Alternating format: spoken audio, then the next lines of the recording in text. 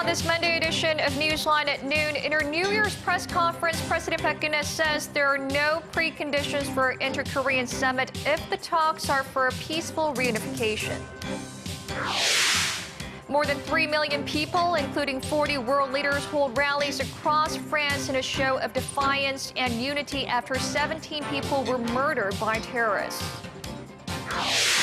Plus, Korea's labor minister calls on the private and public sectors to reach a compromise on labor market reforms to reduce the number of temporary workers in the country. These stories and more on Newsline at noon.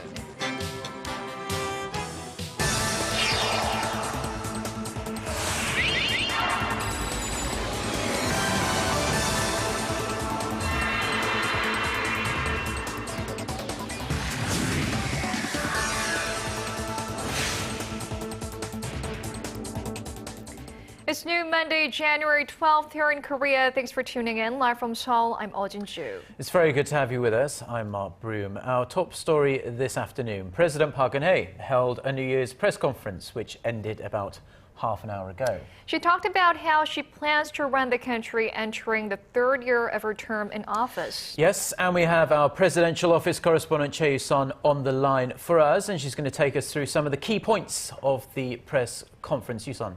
Hi, guys. President Park used a large portion of her address stressing that this year will be a crucial one for Korea to leap forward with her economic innovation plan. The president vowed to build a strong foundation for the domestic economy by focusing on reforms in 4 major areas this year: the public sector, labor, finance, and education. She also talked about further expanding her creative economy initiatives and deregulation drive to breathe new life into the Korean economy. President Park also talked about her North Korea and unification policies, as this year marks the 70th anniversary of the division of the two Koreas following liberation from Japanese colonial rule. After North Korean leader Kim Jong-un left the door open for dialogue in his New Year's address, President Park said she's willing to meet with anyone to seek ways towards a peaceful unification. While saying there would be no preconditions, she said such talks, however, cannot take place when the North nuclear issue remains unresolved. President Park, meanwhile, expressed hopes to hold reunions of Korean families separated by the war around the time of Lunar New Year holiday next month. Guys? And Yu-sun, let's talk a little bit about the document leak scandal. Her Civil Affairs Secretary, Kim Young-han's refusal to appear at a parliamentary hearing and his subsequent dismissal seemed to add pressure on the president to carry out a major shuffle of her office and cabinet. What exactly did she say? Mark, President Park told the nation that she was sorry for the confusion that followed the leaks and vowed measures to ensure such acts are not repeated and order is restored within her administration, stressing how the prosecution has found no proof of her aides intervening in state affairs. The president said she has no plans to replace 3 of her secretaries who were accused of abusing their power. As for her chief of staff, President Park said what's more important now is for her current administration to move forward implementing her policies, and that he will step down after all the tasks have been completed. This was Choi Yu-sun reporting on what President Park said during her New Year's press conference, and I'll be back with more details in our next newscast.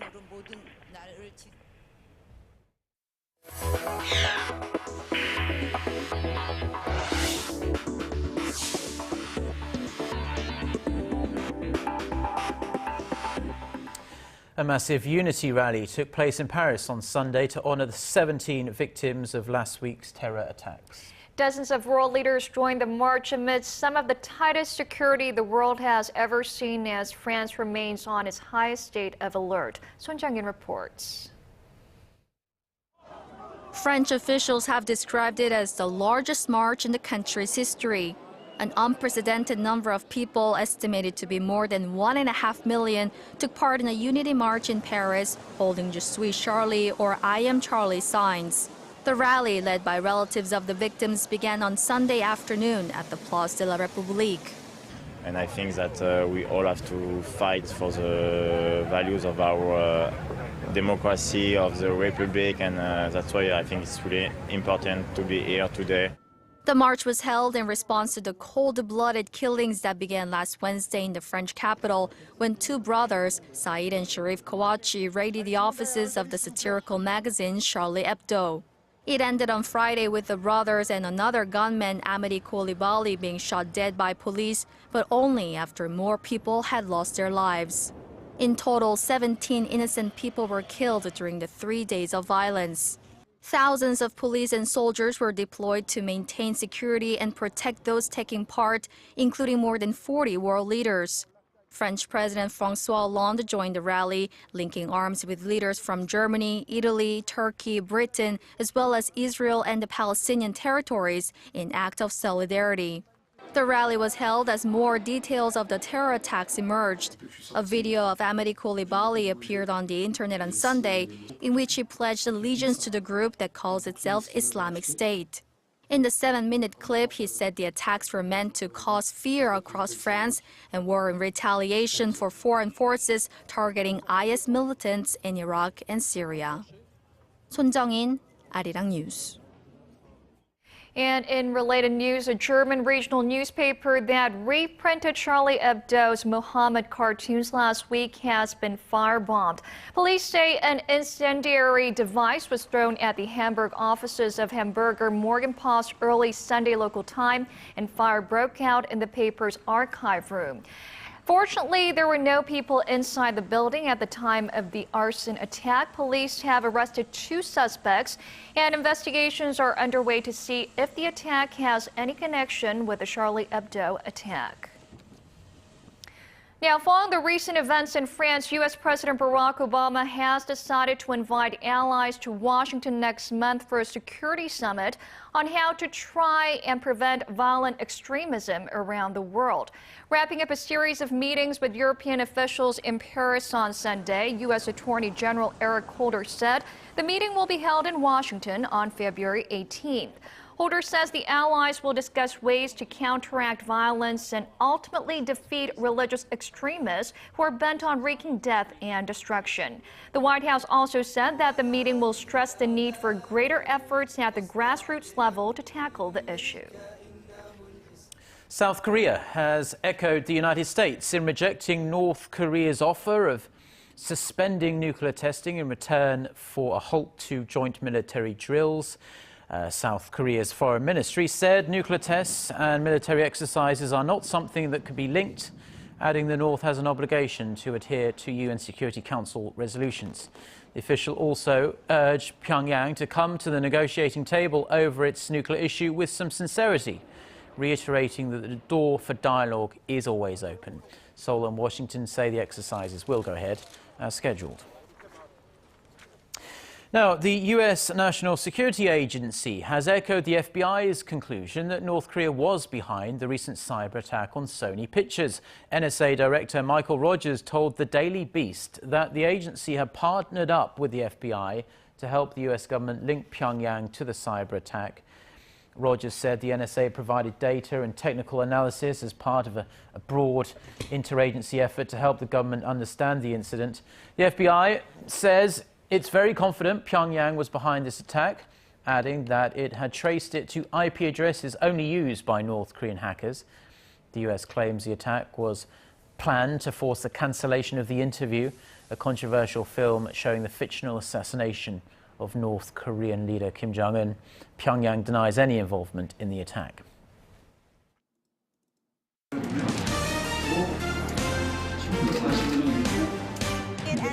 Stay up to date on the latest news out of Korea. Connecting to our team of reporters about the issues that matter to Korea. On air, on your mobile, online. Find out more about Korea on Newsline at noon with Mark Broome and Eoh Jin-joo. I'm Eoh Jin-joo. Market researcher, strategy analytics, said Thursday that LG Electronics brought in about At the National Assembly, lawmakers are set to vote on dozens of bills this Monday afternoon, including one related to compensation for families of the victims of the Seoul ferry disaster. A resolution to initiate a parliamentary investigation into overseas energy development projects by previous administrations is also expected to be adopted. Lawmakers will also select 3 candidates to be special inspectors in charge of preventing corruption involving presidential aides or relatives of the president. However, a controversial anti-corruption bill called the Kim Young-nan bill, named after the former head of the Anti-Corruption and Civil Rights Commission, will not be part of the agenda as it was originally planned due to tight scheduling. This is the last plenary meeting of a current extraordinary session. Now, Korea's labor minister has vowed to push ahead with sweeping reforms to the nation's labor market. Lee Ki-kwon says the government is particularly focused on preventing companies from exploiting temporary or contract workers as cheap sources of labor that they can fire at any time. Kim Min-ji has the details. The government is poised to spur its drive to radically overhaul the labor market. In an interview with Seoul-based Yonhap news agency, Lee Ki-kwon, the Minister of Employment and Labor, said the labor management and government must reach a compromise on how to reform the labor market by March for new laws and regulations to come into force later this year.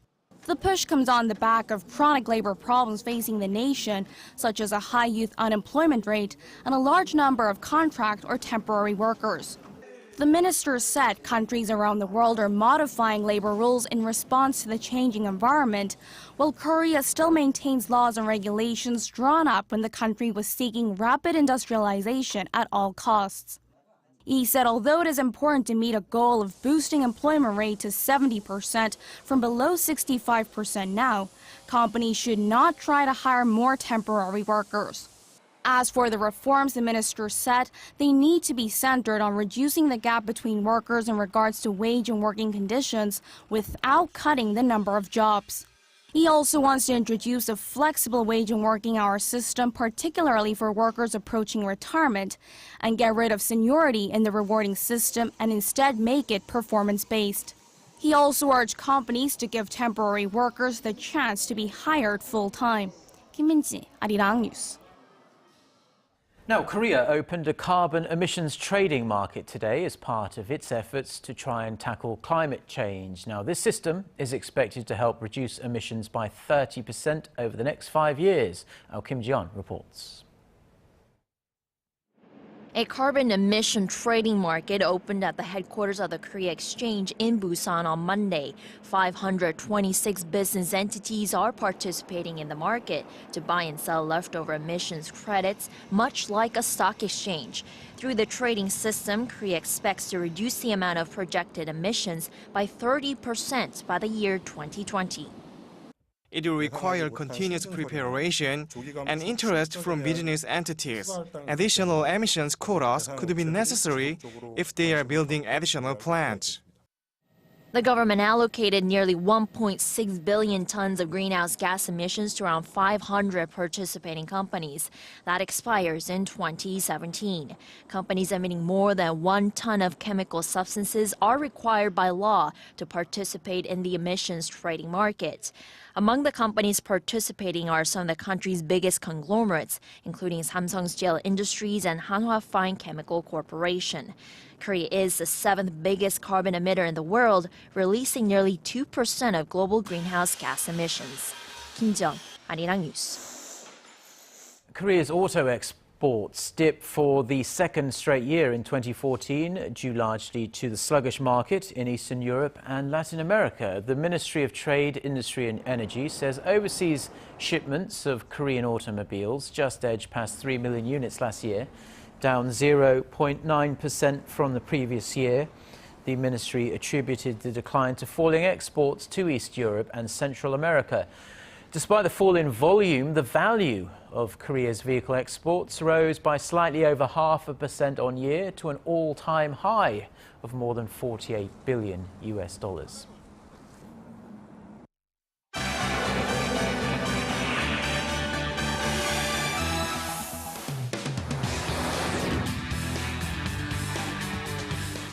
Now let's get a check on some of the other global headlines we're following this Monday lunchtime here in Seoul. For that, we turn to Eunice Kim, standing by at the news center.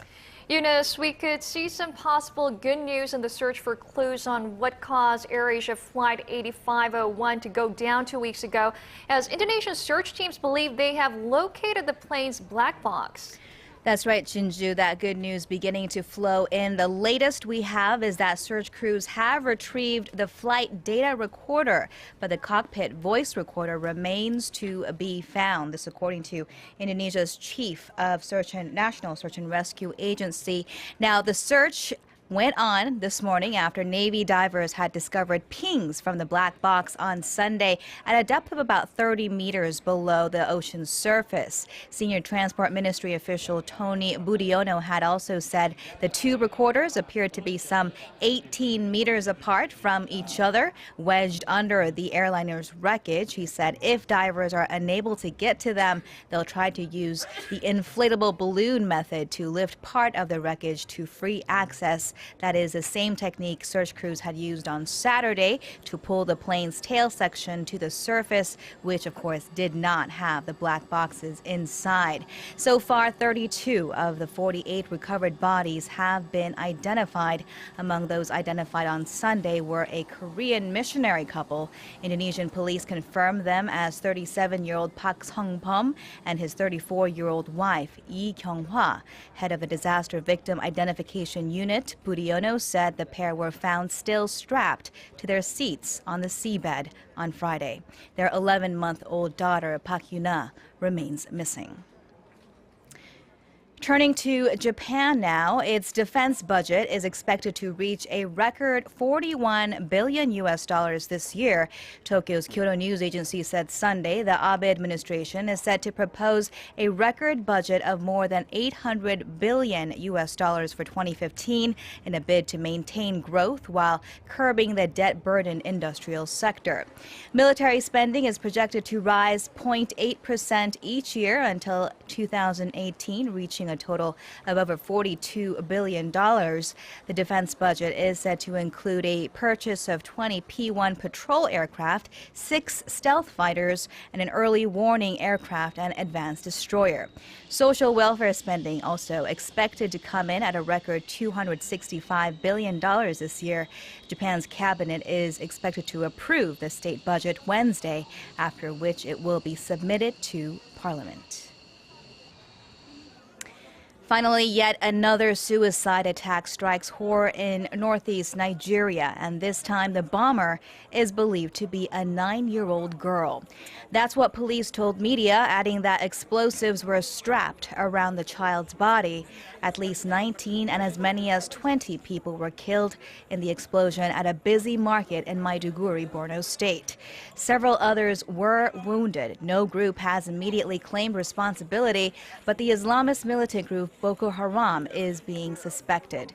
Boko Haram has waged a 5-year insurgency to establish an Islamic caliphate in the states of Borno, Yobe, and Adamawa in northeastern Nigeria.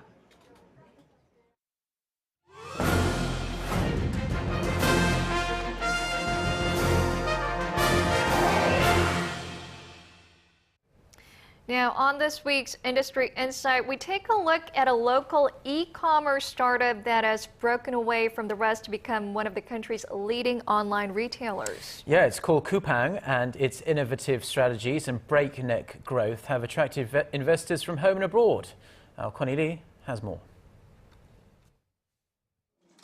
It's a click here and a click there. And whether it's a box of diapers, a bag of coconut flakes, or a new winter jacket, you can get the item delivered right to your door before the end of the day.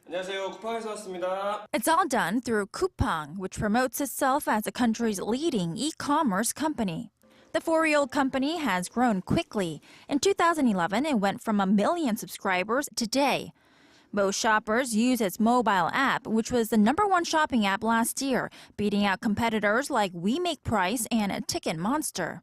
Coupang started out as a daily deal site by Harvard grad Bum Kim, but is now a full-fledged e-commerce company with more than 2,000 employees who enjoy an open office space in Seoul that looks like it belongs in Silicon Valley. The Korean startup has attracted U.S. investors and most recently raised $300 million from a group led by BlackRock. Investors point to Coupang's same-day service model, mobile expertise, and online offerings as the features that make the company one to watch. Coupang says it knows how to lure in the customers, especially to its mobile app. You may think the secret is simply behind the design and layout, but in fact, there's a lot of technology and research that goes into this. We were able to keep up with that. The company also says there's nothing like its end-to-end customer service, which involves using its own delivery personnel, including the Coupang Man. The Coupang Man does not fly, but his services are compared to that through the company's so-called rocket delivery. This may be the key to getting repeat customers. It went from buying just necessities and grew into just buying basically everything. I met with one avid user. So a lot of times I'm not home when they're delivering something, but they always send me a message. They even take a photo, and then they send me the text message, this is where we left it. So I'm almost 100% sure I'm going to be getting the item that I received, which actually hasn't been the case when I've used other services. Coupang has even given new life to businesses that have partnered with it. This online shopping mall, which specializes in trendy, feminine pieces, has seen its annual sales increase 20-fold after partnering with Coupang to sell its items. The marketing and promotion of my brand through Coupang was incredible, led me to sell 10,000 items in a day. I've now expanded my business and created another brand. As for Coupang's future, well, it says it wants to solidify its position as a top online retailer here in Korea and expand its delivery service before branching out to the world.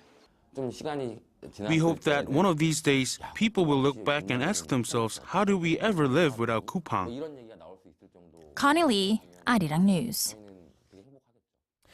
Now, with the largest number of golf simulators anywhere in the world, screen golf is huge business here in Korea. And now in the city of Daejeon, a golf theme park opened and it has its eyes on becoming a global golf landmark. Kwon So-ah has the story.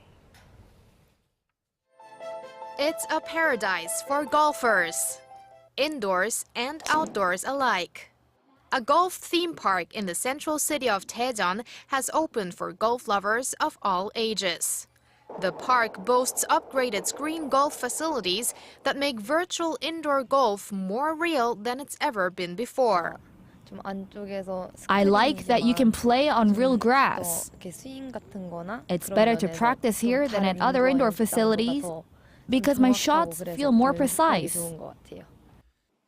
The new space not only offers fun for the whole family, but also gives opportunities for young players who want to hit the big time. The park has a special training academy with simulation golf competitions that should help foster the next generation of Korean golfing superstars. And that's not all. Various cultural activities can be enjoyed for residents and visitors all across the nation and the world. There will be a space for performances like musicals too. We are looking forward to welcoming Koreans and foreigners who want the total golf experience. Korea's green golf industry is only around 10 years old, but it has grown rapidly with 3.5 million people playing every year. With the new golf park, Korea hopes to swing into a new K-wave on the golfing screen. Kwon So-ah, Arirang News.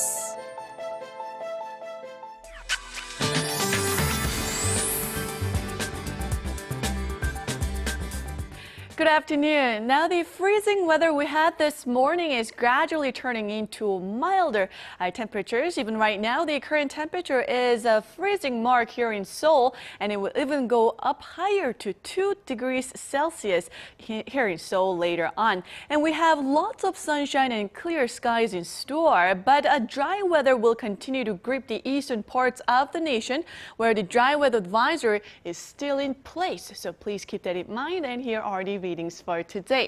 Now, the high in Seoul will climb up to seasonal average, rising to 2, while Daegu and Gwangju will peak at 6 and 5, and Busan will climb up to 8 this afternoon. And as for the other regions, Jeju Island will rise to 7, while Daejeon and Dokdo will get up to 3 and 2 respectively.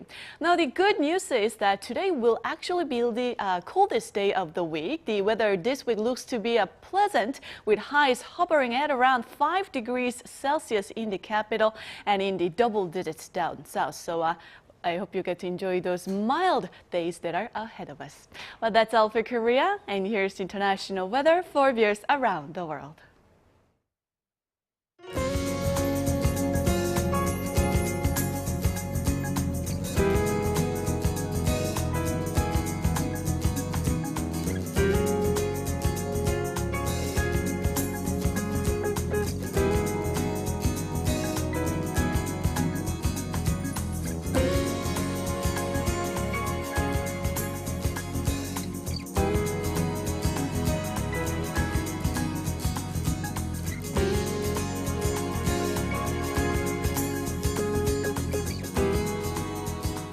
And that does it for this edition of Newsline at noon. Yeah, Jin-joo and I will be back at the same time on Tuesday. Until then, goodbye.